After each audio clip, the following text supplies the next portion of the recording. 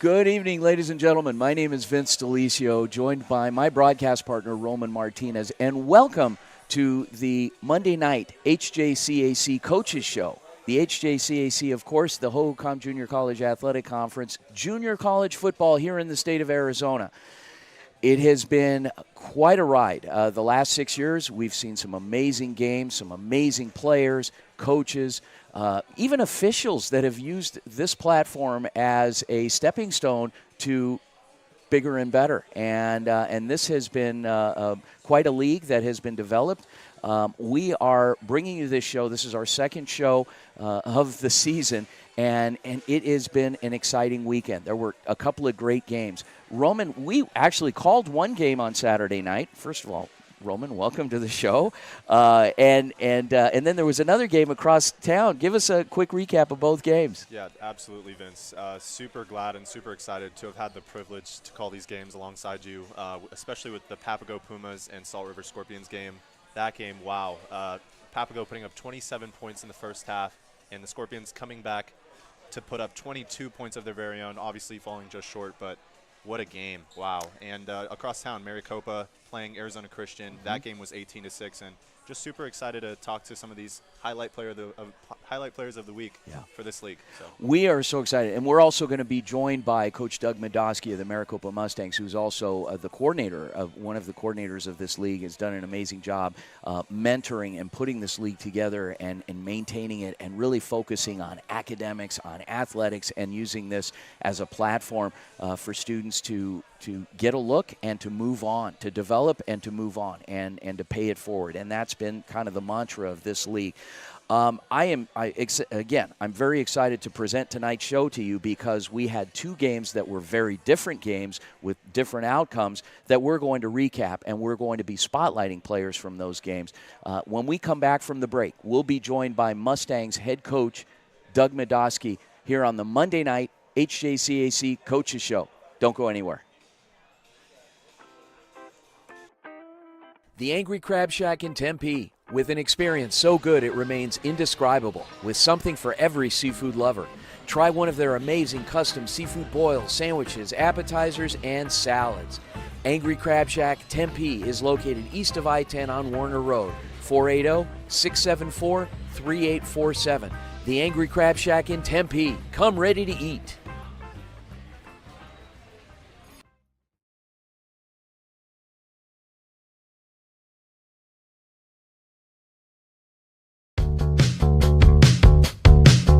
Hi everyone, my name is Bella Casey from the Varsity Sports Show, reporting on the Cactus Shadows football team. This year, the Falcons have a tough schedule, going against teams like Sunnyside, Boulder Creek, ALA Gilbert, Desert Mountain, and Notre Dame Prep. Some of the key players to watch out for are quarterback Donovan Dixon, who has been responsible for 6 touchdowns so far this season and has 351 passing yards so far this year. Another player to look out for this year is senior running back Jake King, who has had 6 rushing touchdowns and was named Player of the Game against Camelback. Lastly, senior defensive end Cole Mays, who was named Player of the Game against West Point and has the most tackles on the defensive line this year. The Falcons have been off to a great start this year, securing wins against Camelback and West Point, and hopefully this will continue a trend to defeat other teams the coming season. Last year, the team went 5-8, losing against Boulder Creek, Higley, Desert Mountain, ALA Gilbert North, Notre Dame Prep, and Horizon. These games this year are going to be key factors in showing the Falcons' improvement and growth during the off-season and how the team has refined its strategies. Thank you for watching, and once again, I'm Bella Casey from the Varsity Sports Show, and this was a report on the Cactus Shadows football team. Hello and welcome back, everybody, to the Varsity Sports Show. I'm Roman Martinez, here accompanied by head coach for the Maricopa Mustangs, Doug Medoski. First off, congratulations on the win this past Saturday, Coach. Your Maricopa Mustangs defeated Arizona Christian 18-6. This brings your squad's record on the season to an overall of 2 wins and 0 losses. Having won the league last year, how important is it for your team to get off to a positive start? I mean, I think if you want to win the league again this year, you got to get off to a positive start. But certainly, you know, the nice part is there's a lot of work, a lot of room for improvement still. You know, I mean, to be able to get wins and to still have those areas where you don't feel like you're playing great football at this point. In any phase of the game, really, we don't feel like we're playing great football. We feel like we got a lot of growth to do, and we got a lot of good football players that are getting better and better each week. And so we're excited to obviously be 2-0, but we know it's a long season, and 2 doesn't get us where we want to be. We got to keep going. So. Yeah, absolutely, and a tough and hard-fought win this past weekend. What did you enjoy seeing from your squad in specific? I think the way they responded. We've talked before about adversity introduces a person to himself, and when you're not sustaining drives, or you're not getting the chance to get into the end zone, you're missing a read here, missing a read there, or a block, or you let a receiver get loose on you or anything like that. You get yourself backed up into those corners and those positions sometimes, and seeing how we respond as a team, I think that, we didn't capitalize on some of the opportunities we had. We didn't get the ball across the end zone during different points of the game. When we started the ball, but we started the drive, with great field position. But the way that we responded when our backs were against the ball, when we gave up late in the game, we fumbled the ball, I think, and they got a touchdown off of it.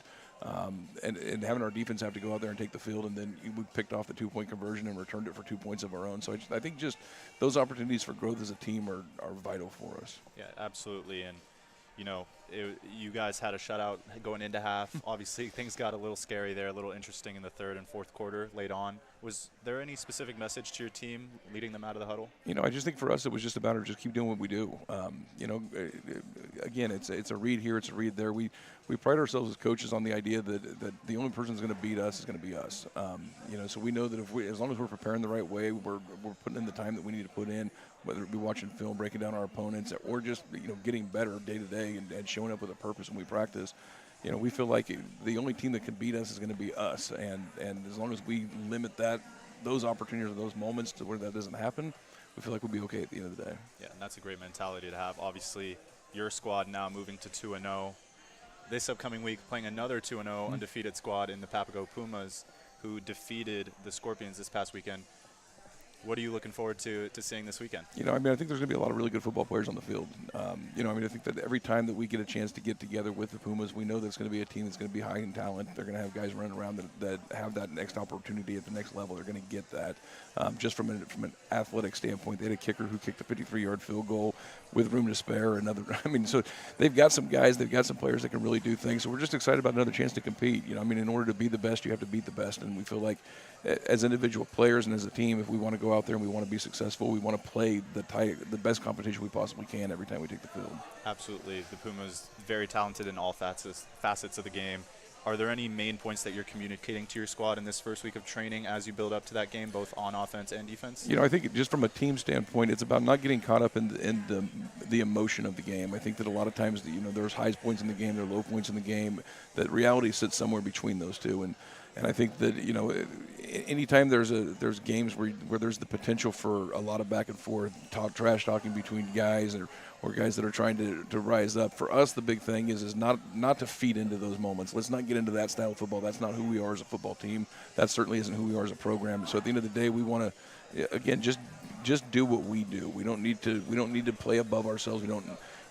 We're special. We don't need to go out and try to do more or less. Just go out and be who we are. Obviously, yes. And joining us later on shortly in the show will be the offensive and defensive players of the week for the league, Marquez Smith from the Scorpions and Seth Goldberg from your very own Maricopa Mustangs. Being the commissioner of the league, how important is it to see these guys being spotlighted in this way? I think it's awesome. I think it's one of those things that when we originally started this, I guess it's been 6 years ago or 5 years ago, and we're in the 6th year or something like that. They all run together at this point. Yeah. But when we originally started this, we wanted this to be an opportunity for guys that were hungry, that kind of had that chip on their shoulder. And one of the things that I've talked with our team about at different points is the idea of betting on yourself. I was a former community college football player at one point, and had the opportunity to go play Division I football and felt like it wasn't the right opportunity for me. Went and did the community college thing, I guess you could call it. So it's important to me because these are guys that are new to the league, guys that we've recruited, guys that have come in, and they've done a great job. Academically, they've done a great job on their respective teams. Obviously, they had good games last week and they earned the opportunity to be here. But it's exciting to see these guys have that chance to now grow their brand and to truly put themselves out there and take that next step that they came here to do. Yeah. Now, obviously, having played and coached at different levels of the game yourself, just to wrap it up, is that what you would say the overall mission of the league is, to highlight these players and get them those opportunities that, they're fully capable of? Yeah, definitely. I mean, I think at the end of the day that we want to win football games. I mean, we work too hard to lose football games, but our job at the community college level is really about transformational growth opportunities for young people. We want to give them the opportunity to continue to grow, to develop themselves into the best version of themselves that they possibly can be, but then to access education. I mean, everybody wants to play football. Everybody, they'd love to go play on Monday Night Football, play in the NFL, and do all those things. I think a lot of people have that goal, that dream, that desire. Yeah, there's a statistic out there that says that 1 in 27,000 people that play community college football will play in the NFL. But there's no reason all 27,000 don't get a degree. And we feel like if you can take your athletic skill set that you have, we can help grow it, help nurture you, help develop you as we go. There's no reason that at the end of the day that bachelor's degree is not attainable to everybody that comes through in our programs. Absolutely. Well, everybody listening and watching right now, we will be accompanied shortly by the offensive and defensive player of the week for the league. Coach, thank you so much for your time. I really appreciate it. Thank you very much. I appreciate it. Hey, can I say one more thing, too? Absolutely. Hey, I just want to say thank you to all the parents, family, friends. My daughter, she's 13 years old, and she runs all over the place between my son's football game and our football games, and my wife, she runs the Wisconsin Badger alumni thing, and they've got game watches. I just want to say thank you to all the families and all of the friends and supporters that we've had. I mean, it's awesome that we look up in the stands and see our players having such a positive experience with members of their own family, members of the community, being able to come out here and support them. So I just want to say thank you to everybody that does that for us. That's wonderful. Thank you so much, and we'll be back shortly.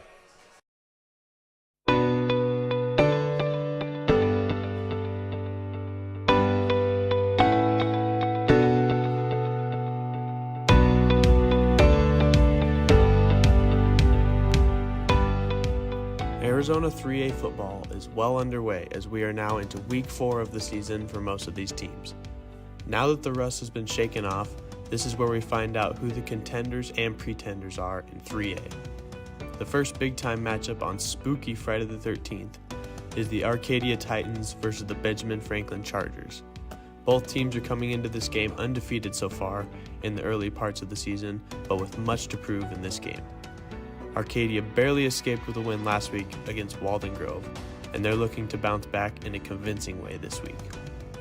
Benjamin Franklin has routed all 3 of their opponents by an average of 36 points so far this season, and they don't want to get tripped up by the Titans. I like this matchup, and I think it could be a barn burner. The next matchup that caught my eye was the ALA West Foothills Guardians versus the Peoria Panthers. The Guardians are 3-0 on their young season and have only allowed 6 points so far. They are going up against a 4A squad in the Panthers this week, and it could be a tough test. Peoria is coming off a loss to Raymond S. Kellis, so they are looking to feast on the lower division opponent. With a win over the Panthers, the Guardians will undoubtedly be one of the top-ranked 3A teams in Arizona. I'm Jay Skrinke for Varsity Sports, and this has been your 3A football preview.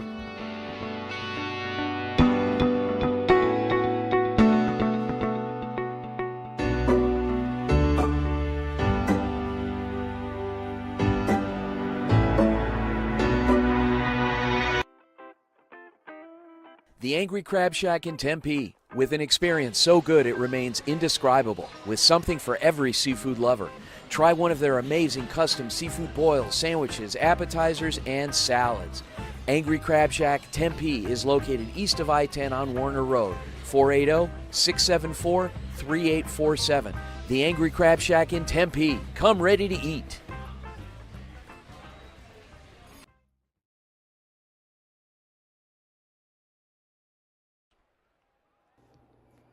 Arizona Wildcats had 2 straight home wins to start off the season.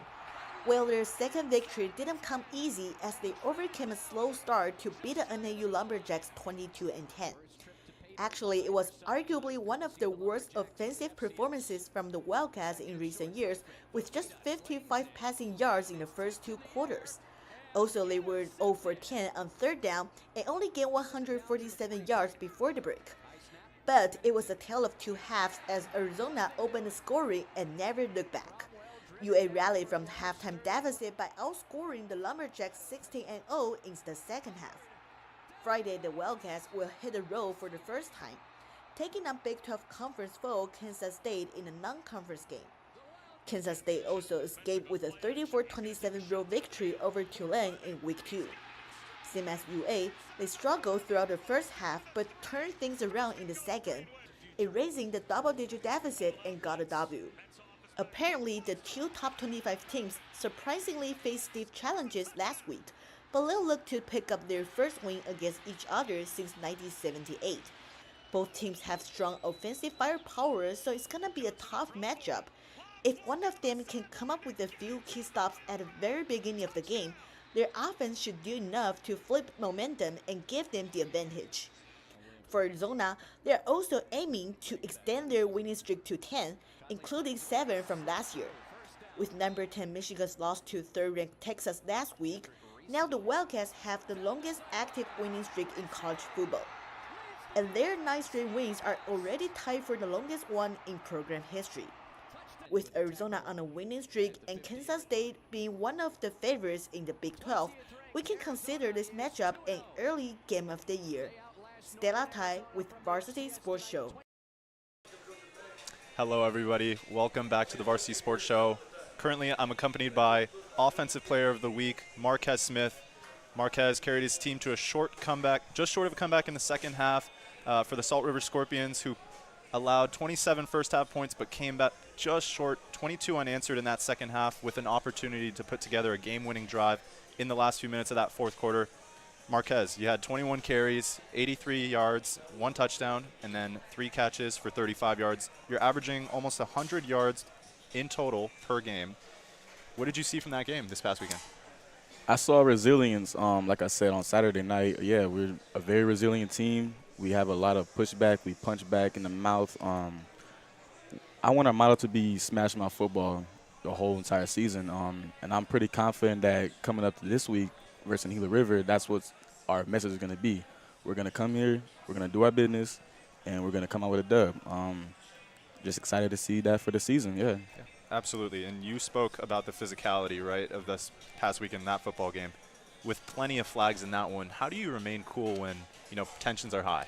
Well, that comes from the house where I was raised and how I was raised. My dad, he always told me to keep my head level, keep level-headed, because you never know who's watching and where they're watching from and what their position is. So he just told me stay calm, because last week I got a little heated, and, that kind of escalated the situation a little bit. But to see my teammates also not retaliate in that way, that just shows also how disciplined we are as a team and how well coached we are as well. Papago's a very well coached team as well. Tension just got high. A lot of testosterone on the field. So nothing to worry about. That's just how the game goes. Just always got to keep level headed, keep cool, keep calm, and yeah, absolutely. And you spoke about those tensions getting high and your mindset to remain cool. Obviously, Offensive Player of the Week this week, but how much of your leadership do you bring to that locker room with the Scorpions? I think my teammates will tell you I'm a very quiet guy. I don't really talk that much. I think I just let my game and my play, I let that speak for me and myself. So whatever energy I'm bringing to the game and to the field, to the practice, my teammates will feed off of that. I just tell them, hey, let's get this done. Let's get this, yada, yada, boom, boom. And they'll understand what I'm talking about and what I'm here for. I'm here to get work done, so I don't have to say any words. I crack jokes a little bit. I'm a little bit of a jokester. So they just know when it's time to work. Yeah, absolutely. And currently your team, Salt River, 0-2, but you've had some really close-knit, tight games. What's the expectation heading into this weekend, starting with training today? Got to get a dub. Got to go in the film. Got to study the film, study the team. Gila River is a very physical team, just like us. So I'm really expecting us to come in there. Yeah, we're going to get hit a little bit, but we got to hit back. So my mindset this whole entire week is just kill. You got to kill. You got to have a killer mentality like a Kobe, like Black Mama. He always didn't care who was on the other side of the field, on the court. You just got to kill. But Gila River, they're a very, very good team, very physical, like I said. So we just got to come out this game and this week with a dub. And I remember speaking to you post-game. I had the privilege of calling that game, and you had reiterated the idea of killing and finishing your games off. Playing JUCO football at any level, whether it's here in Arizona or across the nation, is never easy.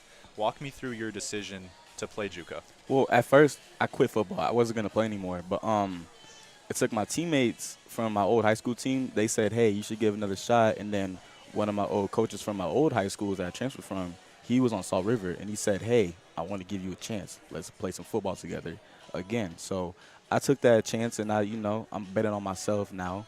So I just thank my coach, Coach Lewis, the defensive coordinator for Salt River, for giving me that chance again. Absolutely. Yeah. And when did you start playing football? When did you realize you were talented at the sport? Have you always played running back, or are there any other positions that had helped you with your game currently? Yeah, no, honestly, I started pretty late. I started at around 11 years old. I played D lineman my whole entire time just because I was inexperienced, but it really made me, determined because I always loved playing running back. I watched Barry Sanders all the time, loved Barry Sanders, and that just really motivated me to start training. And after COVID, I was considered a skill because of my size, so I got the chance to play running back. Junior year, that's when I really broke out, 1,300 rushing yards, 17 touchdowns total in my junior season alone. And then that's what really made me realize, hey, I got talent, and I can really go farther than just high school with this. Yeah, absolutely. Well, Offensive Player of the Week this week for the league is Marquez Smith. Marquez, congratulations. Thank you so much for joining us, and we'll be back shortly with the Defensive Player of the Week.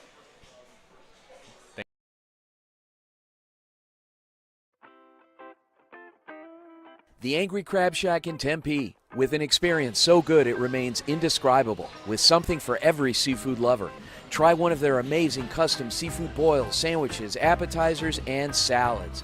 Angry Crab Shack Tempe is located east of I-10 on Warner Road, 480-674-3847. The Angry Crab Shack in Tempe. Come ready to eat.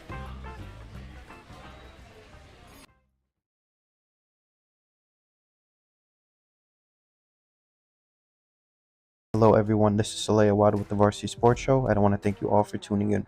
With the high school football season officially underway and teams having played a couple games already, I will be looking at the current top 3 ranked 4A teams in the state and how their season has gone thus far. Currently ranked number 1 in the 4A according to Max Preps are the Eastmark Firebirds. Eastmark opened its season with a 12-3 victory against Canyon del Oro, followed by a 2-0 loss to the Combs Coyotes. After winning the 3A championship in 2023 and being brought up to the 4A, they will look to get back on track in the conference and solidify this ranking with new head coach Jason Lyons from Hamilton. Coming in at number 2 are the Hjcac Catholic Shamrocks. The Shamrocks could very easily be declared the top team in the 4A. They are 2-0 thus far and have outscored their opponents 80-13 through 2 games. This team dominated all of last season, going undefeated before losing to Canyon del Oro in the 4A championship game by just 1 score. Hjcac Catholic will look to continue this dominant level of play and potentially overcome last season, coming out on top of the conference. Ranked number 3 as of right now are the defending 4A champions, Canyon del Oro Dorados. While the Dorados did open their season with a loss, they responded with a dominant Week 2 victory against the Bradshaw Mountain Bears. Canyon del Oro remain the team to beat in the 4A and are attempting to go back-to-back as champions this season. Varsity Sports Show, this is Saleh Awad reporting. Hello and welcome back, everybody, to the Varsity Sports Show. I'm Roman Martinez, accompanied by Defensive Player of the Week, Seth Goldberg from the Maricopa Mustangs. Seth, you had an amazing game this past weekend. Your team won 18-6 against Arizona Christian. You carried your team with amazing tackling. You had 7.5 total tackles, and 3 of them went for tackles for losses. Walk me through a little bit of what you saw during that game. Yeah, just a lot of action in the backfield. We practiced all week just knowing our assignments and making sure that we were really paying attention to what gaps we had, making sure that our secondary was locked in and what they had to do because, they do run the wing T, which for most linebackers can be a nightmare sometimes. But, I made sure we didn't get washed up in any of that, and I just try to make plays when I can. And, but my D-line put me in a great position to make those plays, so shout out to those guys. Absolutely, and Arizona Christian obviously came into that game 1-1, and you guys were 1-0. So, with them having an extra game, I think you guys boded well against them. Are there any expectations that you have for this upcoming week? Obviously, you guys are playing the Papago Pumas, who are also undefeated, 2-0. You guys are 2-0. What are you looking to see from your team this week in training and on the weekend? Just looking for accountability from everyone and just making sure that everyone's at practice and that we're all on the same page. Like, we're all here for a reason. We're all going the JUCO route because we want to go somewhere. So, obviously going into this next week, we're expecting to win. And, and we know they're a good team and they've got good athletes, so we're going to come ready to play. That's all. And obviously, this is your first season in JUCO. You're a freshman. Yes, sir. Any first season jitters? Obviously not this past weekend, but yeah, first season jitters definitely, but just playing and getting back used to it. I've had great coaches, so I'm very confident that in my abilities to go out there and play. But yeah, it's just felt like home. On the football field's always been home. So yeah, absolutely. And obviously, this is your first JUCO season. But what made you decide to go the JUCO route? I had a few other offers, a couple opportunities to walk on places, but honestly, it was just cost for me, the price and everything. And the JUCO story is always great.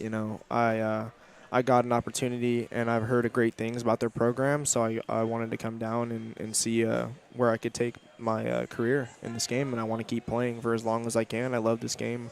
It's been my life, and I just want to keep pursuing that.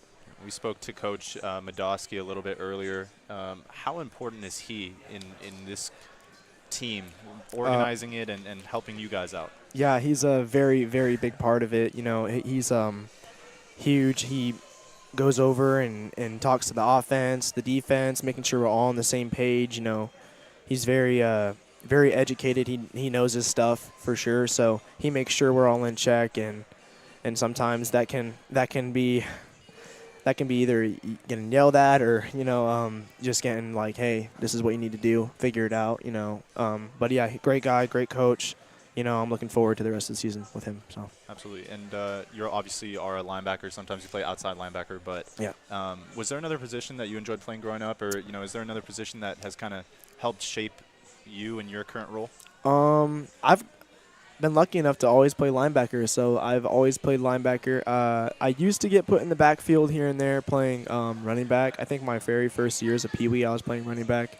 But yeah, mostly just been linebacker, and I've just been been in it for so long and just been doing the same thing for so long, that I just try to better myself every time I go out on that field. Every time I go on that practice field, I give it my everything, and I expect that from everybody on the field, and I try to be a leader when I can. But yeah, it's a team sport at the end of the day, and I'm very grateful to have the teammates and the coaches that I have. So obviously you try to be a leader, but this is your first year. How willing is your team to listen to you in that locker room, or whether it be on the field or the sideline? Well, for me, it's it's not really an age thing. It's there are leaders and there are people who just they aren't leaders, and I've just kind of felt like we're all kind of in the same age. We're in the same boat. Why not listen to somebody that has something potentially beneficial to say?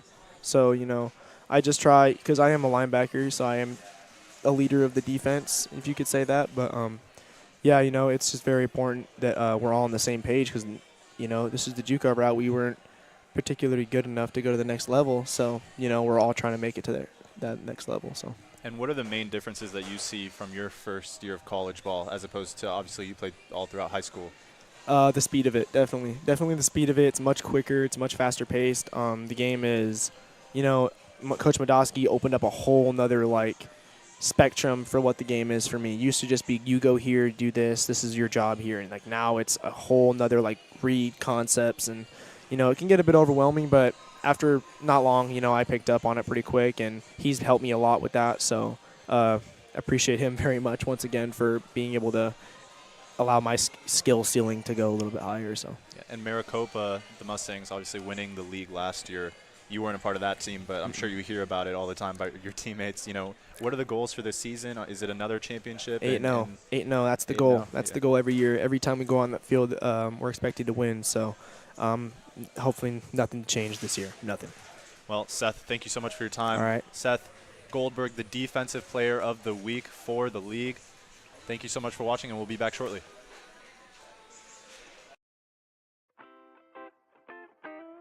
The Angry Crab Shack in Tempe, with an experience so good it remains indescribable, with something for every seafood lover.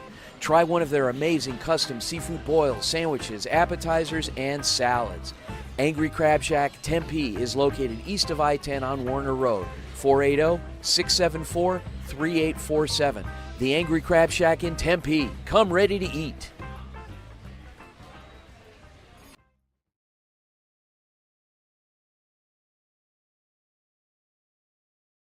Hello everyone. I am Mason Byers, a student at Arizona State University, and today I'm reporting for the Varsity Sports Show.